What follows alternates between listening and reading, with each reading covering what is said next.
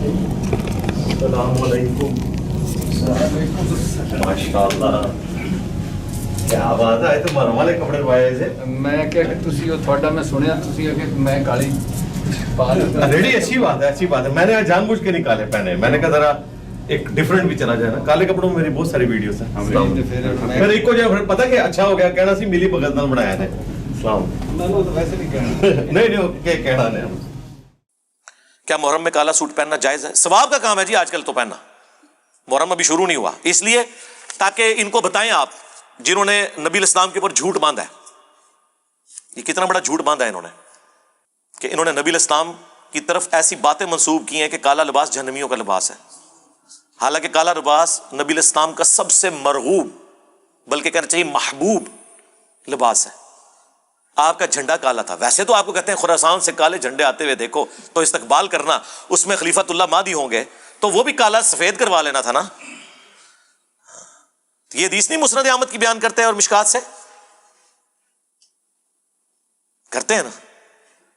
اور جو صحیح مسلم میں اوپر تلے کئی احادیث ہے کہ نبی الاسلام جمعے والے دن کالی پگڑی پہن کے تو تقریر کیا کرتے تھے. فتح مکہ کے موقع پر آپ نے کالی پگڑی پہنی ہوئی تھی, یہ نہیں ان کو پتا. اور مسلم شریف میں حدیث ہے نبی الاسلام کا کسروانی تیالسی یعنی پرشین امپائر کا کالا جبہ جو کالا ہوتا تھا جس طرح سندھی اجرک ریڈ ہوتی ہے, وہ نکالا اسما بنت ابی بکر نے, اور انہوں نے کہا یہ رسول اللہ پہنتے تھے صلی اللہ علیہ وآلہ وسلم. ان کے بعد سیدہ عائشہ کے پاس آیا اور میں بڑی بہن تھی, ان کی وفات کے وقت میں نے لے لیا. نبی اسلام اسے پہنتے تھے اور ہم اس کا دھون مریضوں کو شفا کے لیے پلاتے ہیں. یہ صحیح مسلم شریف ہے, مولانا شریف نہیں. آپ کا کرتا بھی کالا, اور کالی کملی والے جو نعت تھی وہ چٹی کملی والے کیوں نہیں ہے؟ وہاں نہیں کالا رنگ نظر آتا. یعنی رسول اللہ کا کرتا بھی کالا, آپ کی چادر بھی کالی, پگڑی بھی کالی. آپ پیچھے کون سی بات رہ گئی؟ وہ صحیح مسلم میں حدیث ہے, عائشہ ہی کہتی ہیں نبی الاسلام نے ایک دفعہ کالی چادر اوڑھی ہوئی تھی اپنے سر مبارک پہ. اتنے میں حسن ابن علی آئے, ان کو اپنی چادر کے نیچے لیا, پھر حسین ابن علی, پھر سیدہ فاطمہ, پھر سیدنا علی, اور نبی الاسلام نے ان چاروں کو اپنی چادر کے نیچے لیا. اور اما عائشہ یہ منظر دیکھ لی ہیں, اور حضور نے کہا انما یرید اللہ لیذھب عنکم الرجس اہل البیت ویطہرکم تطہیرا. اے نبی کے گھر والو, اللہ تو صرف اتنا ہی چاہتا ہے کہ تم سے ہر طرح کی ناپاکی دور کر دے اور تمہیں خوب صاف ستھرا کر دے.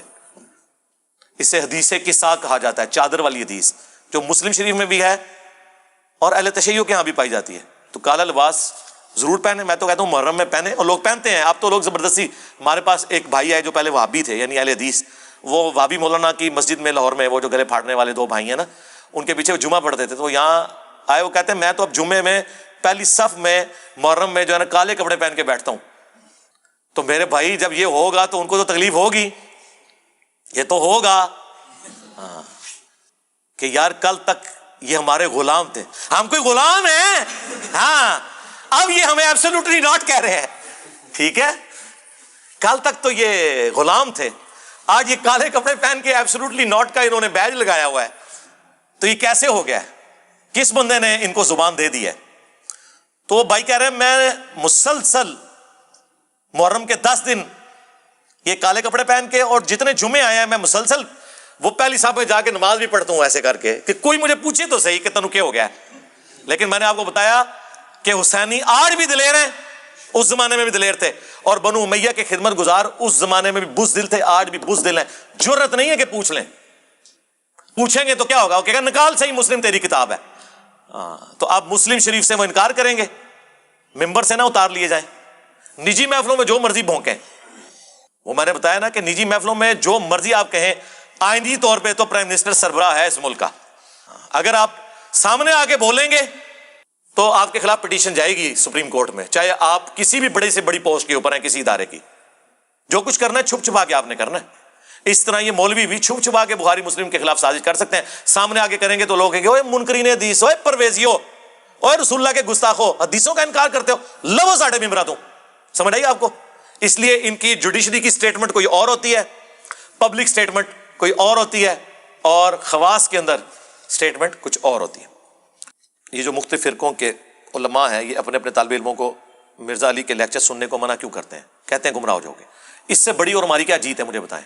ہم کہتے ہیں سب کو سنو, ہدایت پا جاؤ گے. ظاہر ہے اب تو جتنے لوگ ہیں وہ کہتے ہیں علی بھائی اب آپ کے بعد کس کو سنیں, نہ آیت کوئی بیان کر رہا ہوتا ہے نہ حدیث بیان کر رہا ہوتا ہے. تو اب میرا صبر دیکھیں کہ میں کیسے جمعے کی نماز پڑھتا ہوں گا کسی امام کے پیچھے جو کہانیاں کراتا ہوگا, الٹا میرے خلاف تقریر کر رہا ہوگا. تو میرے تو بڑا حوصلہ ہے, میں امام حسین کو یاد کر لیتا ہوں, ٹھیک ہے نا. میرے ماں باپ امام حسین کے ماں باپ سے تو افضل نہیں ہے نا. انہوں نے تو اپنے سامنے حضرت علی پہ سب و شتم سن کے بھی انہی اماموں کے پیچھے نماز پڑھی ہے کہ ٹھیک ہے, حکم ہے کہ حکمرانوں کے پیچھے نمازیں پڑھنی ہے, ہمیں بھی کوئی فرق نہیں پڑتا. اچھا آپ سمجھ رہے ہو کہ میں ایکٹنگ کرتا ہوں, مجھے جینوئنلی کوئی غصہ نہیں آتا, اور میں اس کے اوپر اپنے آپ کو کریڈٹ نہیں دیتا. اللہ تعالیٰ نے مجھے ایسا کر دیا ہے الحمدللہ کہ مجھے واقعی کوئی غصہ نہیں آتا, ایک رتی برابر نہیں آتا. بلکہ میں بعض اوقات تو اپنی ہنسی بڑی مشکل سے کنٹرول کرتا ہوں, صحیح بات ہے. اور جو اندر لڈو پھوٹ رہے ہوتے ہیں کہ میری دعوت صحیح ٹارگٹ پہ لگی ہے, اسی لیے ان کی چیخیں نکل رہی ہیں, مجھے خوشی ہوتی ہے کہ واقعی صحیح جگہ بات پہنچی ہے. غم کس بات کا یار, اللہ کے بندو, جب یہ کام کرنا ہے تو اس کے ساتھ یہ چیزیں جڑی ہوئی ہیں. اگر دعوت لانچ ہوئی ہے تو بدر و احد جڑی ہوئی ہے. ہاں, صرف یہ نہیں ہے کہ کعبے میں کھڑے ہو کے تو آپ نے جو ہے وہ 8 رکعت کے اندر جو ہے ایک سپارہ پڑھ لینا ہے حضور کے پیچھے. ہاں, صرف یہ نہیں ہوگا. ہاں, یہ رات کا قیام ہے, دن کا قیام ابھی باقی ہے. حضور کا بھی رات کا قیام بہت آسان تھا, ہاں مشکل تھا دن کا قیام. اسی لیے پھر آیا یا ایھا المدثر قم فانذر, اٹھ اور اب ڈر سنا.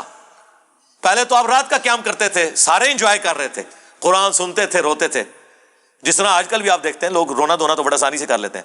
لیکن دن کا قیام کتنا مشکل, تلوار اٹھانی پڑی, جان بھی گئی, تکلیفیں بھی اٹھانی پڑی. دن کا قیام, یہ دعوت و تبلیغ کا کام دن کا قیام ہے. دن کا قیام بہت مشکل ہے, رات کا قیام آسان ہے. تو لہذا صبر کریں, کوئی مسئلہ نہیں ہے.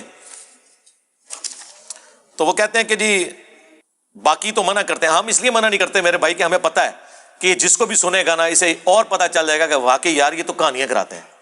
آپ مجھے بتائیں اگر مصباحی صاحب حفظہ اللہ نہ ہوتے, میں کہاں سے کوئی بندہ لے کے آتا جو کہتا کہ انجینئر محمد علی مرزا کو کیا پتا کہ بابا کیا ہوتا ہے. بابے کا ایک اپنا ہی وکھرا جہاں ہوتا ہے, ہاں اس کا ایک اپنا ہی جہاں ہوتا ہے, اور اس کی باتوں میں بھی نہیں آنا آپ نے. اور ساتھ کہہ رہے ہیں کہ اس کو جو پیچھے سے پیسے مل رہے ہیں نا وہ نظر آ رہے ہیں, اور یہ بات کرتے ہوئے ساتھ ہی ایک بندے نے آگے 500 کا نوٹ ان کے اس میں رکھا ہے اور انہوں نے پکڑا. ہمیں پیچھے سے آ رہے ہیں, آپ کو تو سامنے سے آ رہے ہیں. اب انجینئر مرزا محمد علی کو کیا پتا بابا ہوتا کیا ہے, وہ تو اس کو تو حضرت جی جو پیچھے سے پیسے آ رہے ہیں نا اس کو تو وہ نظر آ رہے ہیں, اس کو کیا پتا بابا ہوتا کیا ہے. بابا اپنے زمانے میں ایک زمانہ ہوتا ہے, بابا اپنے جہاں میں ایک جہاں ہوتا ہے, اس کا وکھرا ایک جہاں ہوتا ہے. یہ اس کو نہیں پتا اور نہ اس کی باتوں میں آنا. انشاءاللہ میرا ارادہ بن رہا ہے کیونکہ اب وہ ہمارے بابوں کی طرف آ رہا ہے اور ہم نہیں اپنے بابوں کی برداشت کر سکتے. منوس تجھے کیا پتا بابے ہوتے کیا ہیں, تجھے کیا پتا باجزید کہتے کس کو ہیں, تجھے کیا خبر جنید کس ہستی کا نام ہے. اس لیے اس کی بات بھی نہ سنا کرو, وہ بھی دل میں شک ڈال دے گی. اور انشاءاللہ بس میں توفیق مانگ رہا ہوں اپنے اللہ سے, بڑی جلدی میں نے انشاءاللہ اس کا ارادہ شروع کرنا ہے. ایویں بکواس کر رہا ہے اپنے کمرے میں بیٹھ, یہ کیا ہوا, تیرا کمرہ, تیرا کیمرہ, تیرے ہی لوگ, تیری کتابیں, تیری باتیں, کسی دن ہمیں بھی بلانا تو اسی طرح لائیو چلا نا بھائی, تیری اپنی دنیا, تیری اپنی باتیں, یہ کیا حضرت ہوا. اس لیے میرے دوستو آپ بھی تھوڑا آپ بھی دیکھو نا حضرت, وہ کیا بھائی اگر وہ اتنا ہی حق پہ ہے تو کیوں ڈرتا ہے. ہم نہیں گنے لے کے جائیں گے اور ہمیں گن کی لوڑ ہی نہیں, ہم تو درود والے ہیں حضرت, ہم نہیں برود والے حضرت, ہمارا درود ہی ہمارا برود ہے حضرت, ہمیں نہیں لوڑ کوئی بھی حضرت. ہم نہیں برود والے حضرت, ہمارا درود ہی ہمارا برود ہے حضرت, ہمیں نہیں لوڑ کوئی بھی حضرت. بلائے نا حضرت, اگر وہ اتنا ہی سچا ہے. اگر اصل میں لوگوں کا بھی تھوڑا مزاج بن گیا ہے کہ باطل کو جلدی تسلیم کر لیتے ہیں حضرت. بات اتنی جلدی نہیں حضرت جی, اگر چلو 100 نکال دیا تو کیا 1300 سالوں سے دنیا باطل پہ تھی, آج تو اکوالا جم پڑا ہے, تجھے کیا نظر آ گیا الو کے پٹھے. تو بہرحال یہ جو ہے نا کتابیں پڑھا کرو حضرت جی, خود دیکھا کرو کہ ہمارے بڑے تھے کیا ہے. اور آپ کیا سمجھتے ہیں جب یہ آپ جملے بولتے ہیں تو مجھے ڈسکریج کر رہے ہیں. عام آدمی پہ جب جھوٹا الزام لگتا ہے نا تو ڈسکریج ہوتا ہے. میں خوش ہوتا ہوں کہ یا اللہ مجھے تو پتا ہے نا مجھے پیچھے سے کوئی پیسہ نہیں آ رہا, اس کا مطلب میں واقعی حق کے اوپر ہوں, میری تو ایمان میں اور اضافہ ہوتا ہے. آپ کیا سمجھتے ہیں اس کی وجہ سے میں ڈسکریج ہو جاؤں گا؟ اور پھر دیکھیں کس طرح انہوں نے بے دھڑک الزامات وہ لوگ لگا رہے ہیں جن کو سعودیہ سے فنڈنگ آتی ہے. ہمیں کہتے ہیں ان کو ایران سے فنڈنگ آتی ہے, جسے ایران سے فنڈنگ آتی ہے وہ کہتے ہیں اسے سعودیہ سے فنڈنگ آتی ہے. کہتے ہیں وہ ٹرکاں دے ٹرک سعودیہ والے نے پمفلٹ بھیجے سن, ادو تک 5 بھی نہیں سی نہ آیا تو سعودیہ کے کھاتے چ پہ کے میرے توحید والے اور نماز والے پمفلٹ ہوں پتہ لگ گیا جے. ایک ایسا بندہ ہے جنہوں سعودیہ بھی فنڈ دے رہا ہے اور ایران بھی فنڈ دے رہا ہے. ٹھیک ہے, وہ حقیقت ٹی وی والوں نے جب انٹرویو کیا تو انہوں نے مجھ سے پوچھا جی آپ پاس کون سا فون ہے جی آپ پاس, خدا یہاں تو ایک مولوی ہے جو اب میں نام نہیں لیتا, وہ اشارہ بھی نہیں کرتا ورنہ آپ پہنچ جائیں گے, اس کے پاس کچھ لوگ گئے, انہوں نے کہا جی انجینئر صاحب کے پاس تو ویگو ڈالا ہے, وہ انہوں نے چھپا کے رکھا ہوا ہے. بھائی چھپا کے رکھنا ہے, میں عثمان بھائی کے والے نہ کروں جو بیچارے روزانہ جو ہے وہ مٹیریل اپنا لوڈ کرواتے ہیں اس کے اوپر رکشوں کے اوپر, میں ان کے والے کروں کہ مٹیریل لوڈ کرو تو غریب لوگوں جناب تسی تقسیم کرو, نو پروفٹ نو لاس ہوتے. خدا دا ناج ہے, کہانیاں بنائی ہوئی ہیں. لوگ کہتے ہیں انجینئر صاحب کے اتنے کلپ کہاں سے آ گئے, اتنے مارکیٹ میں کیسے کلپ پھینکتے رہتے ہیں. بھائی آپ بھی اجازت دیں اور بات بھی کوئی کریں کہ لوگ سنیں. یہ نہیں ہے کہ اور لوگ کہتے ہیں بند کمرے میں بیٹھا, اور تسی بند کمرے کے تسی منارے پاکستان کھلو کے نا لکھاں دا مجمع وہ سامنے ریکارڈنگ کرا کے یوٹیوب تے چڑھاؤ, میں تک نہ تو کون ویکھدا ہے, کوئی مواد بھی ہوگا تو دیکھیں گے نا. اچھا یہ جتنے بند کمرے کی بات کر رہے ہیں خود اکیلے بیٹھ کے میرے خلاف ویڈیو ریکارڈ کرا رہے ہوتے ہیں. بند کمرے کا تو مسئلہ ہی نہیں ہے, مسئلہ یہ ہے کہ آپ کو لوگ نہیں سنتے, زیادہ سے زیادہ میمز کے لیے سنتے ہیں, اور وہ ہم نے خدمت کر دی ہے. ہمارے کئی اسٹوڈنٹس ہیں, انہوں نے آپ کے علماء کی جو بیان کردہ کرامات ہیں. اچھا, اور اس میں کسی کو برا نہیں ماننا چاہیے, اگر آپ کے بابوں نے اس طرح کی کہانیاں لکھی اور آپ کے علماء نے بیان کی تو اس پہ پریشان ہونے والی کون سی بات ہے. اگر آپ کے عالم دین یہ واقعہ بیان کر رہے ہیں کہ ایک پیر نے ایک مریدنی کو گود میں کیچ کیا ہے, ہاں جی, بخارے سے چل کر مینارے پہ پہنچ کے. حضرت شاہ نقشبند بخاری علیہ رحمہ نقش بندیوں کے امام ہیں. آپ کابل میں تشریف لائے تو بادشاہ کے گھر میں کام کرنے والی ایک خاتون آپ سے روحانی نسبت قائم کر لیتی ہے. جو اس کی ہم منصب تھیں انہوں نے اس سے حسد کیا اور بادشاہ کے گھر کا زیور چوری کر کے اس پر الزام دھر دیا اور گواہیاں بھی دے دی. بادشاہ کو بڑا غصہ آیا, اس نے کوئی بات سنے بغیر کہا کہ اس کو لے جاؤ اور محل کی چھت سے اوپر گرا دو. خیر اس کو چھت پہ لے گئے, جب پھینکنے لگے تو اس کے دل میں خیال آیا, وہ کسی نے بتایا تھا کہ اوکھے ویلے بزرگ کام آتے ہیں, تو اس سے بڑھ کر اوکھا ویلا ہو کیا سکتا ہے. تو اس نے بخارے کی طرف منہ کر کے کہا, شیئا للہ چو گدائے مستمند المدد خواہم ز شاہ نقش بند. اور اتنے میں جلاد نے پیچھے سے دھکا دے دیا. جب وہ نیچے گئی تو حضرت شاہ نقشبند بخاری نے پکڑ کے آرام سے زمین پہ رکھ دیا. تو حیرت زدہ ہوگی, حضرت آپ کب آئے تھے؟ کہا تو از چبارہ آمدی من از بخارا آمدم. تو چبارے سے چل پڑی تھی, میں بخارے سے چل. آنکھیں اس نے بند کر لی, جلادوں نے اوپر سے پھینک دیا. آنکھیں بند کی ہوئی یوں لگا جیسے کسی نے گود میں لیا ہوا ہے. آنکھیں کھولی تو وہ زمین پر صحیح سلامت تھی اور حضرت صاحب سامنے تھے. تو یہ تو آپ خود اپنے بزرگوں کی بے عزتی کروا رہے ہیں. ہم اس کی انجینئرنگ نہ کریں کہ بخاری مسلم میں حدیث ہے نبی الاسلام نے کبھی کسی عورت کو ہاتھ نہیں لگایا. اس پہ آپ کہیں گے کہ جی جو ہے وہ بزرگوں کی توہین ہو رہی ہے. توہین تو آپ نے خود کروائی یا ان بزرگوں نے خود کی جنہوں نے یہ حرکتیں کی, یا اپنے بارے میں جھوٹی کہانیاں بنا کے لکھوائیں. تو یہ میمز جتنی بن رہی ہیں, ان میمز میں جتنے واقعات ہیں یار, اتنے پڑھے لکھے علماء. اگلے دن وہ ڈاکٹر طاہر القادری صاحب کی وہ ویڈیو, اب تو خیر کافی ماشاءاللہ ان میں چینج ہے, لیکن وہ پرانی کچھ جوانی کے زمانے کی ان کی ویڈیو ہے. وہی واقعہ جی, شیخ عبد القادر جیلانی کے پاس ایک عورت آ گئی, وہ مرغی کا گوشت کھا رہے تھے اور وہ بچہ جو ہے وہ روکھی سوکھی کھا رہا تھا, تو اس کا دل پسیج گیا. تھوڑی دیر بعد انہوں نے ہڈیاں جمع کر کے کم باذن اللہ کہا اور وہ مرغا دوبارہ سے زندہ کر لیا, اور اس کو انہوں نے جواب دیا کہ جب تیرا بیٹا اس مرتبے پہ پہنچے گا تو وہ بھی مرغی کھا لے. حضور غوث پاک کی بارگاہ میں گئی, ادھر دیکھا آپ مرغی کھا رہے تھے اور کھا کے ہڈیاں پھینک رہے تھے, ایک جگہ ہڈیاں جمع تھی. اب ماں اور پارا اور چڑھ گیا اور کہنے لگی, اے سرکار آپ مرغیاں کھائیں اور میرا بیٹا روکھی جو کی روٹی کھائے, یہ کہاں کا سلوک ہے؟ فرمایا بیٹھ جاؤ مائی.